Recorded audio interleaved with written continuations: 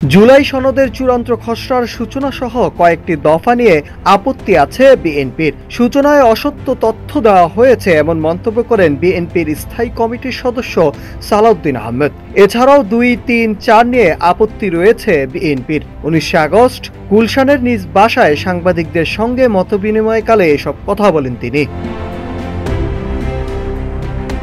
সালাউদ্দিন আহমেদ বলেন, কিছু বিষয়ে আলোচনা না হলেও তা জুলাই সনদে রাখা হয়েছে। তাছাড়াও কিছু বিষয়ে সঠিকভাবে উপস্থাপন করা হয়নি। সবকিছু পর্যালোচনা করে কমিশনের মতামত পাঠাবে বিএনপি। আগামী সংসদ গঠনের ২ বছরের মধ্যে সংবিধান সংক্রান্ত সংশোধনী পাশ করার কথা বলা হলেও চূড়ান্ত খসড়ায় তা নেই। তিনি বলেন, জুলাই সনদে উত্থাপিত ৮৪ দফার মধ্যে যেসব দফায় সব রাজনৈতিক দল একমত হয়েছে সেগুলোর বাস্তবায়ন এবং সেসব বিষয়ে নোট অব ডিসেন্ট এসেছে সেগুলোর সুরাহ কিভাবে হবে এবং সংবিধান সংস্কার বিষয়ক সেসব কথা এসেছে তার বাস্তবায়ন কিভাবে সেটা এখন জরুরি। এসব কিছু পর্যালোচনা করে কমিশনকে মতামত জানাবে বিএনপি।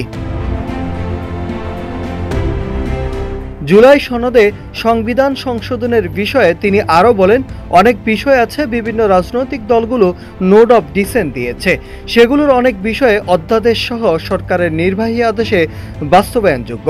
তবে সংবিধান সংশোধন এবং ঐক্যমত হওয়ার সব বিষয় পরবর্তী সংসদ তাদের মেয়াদে ২ বছরের মধ্যে বাস্তবায়ন করবে বলে অঙ্গীকার দেওয়ার কথা ছিল।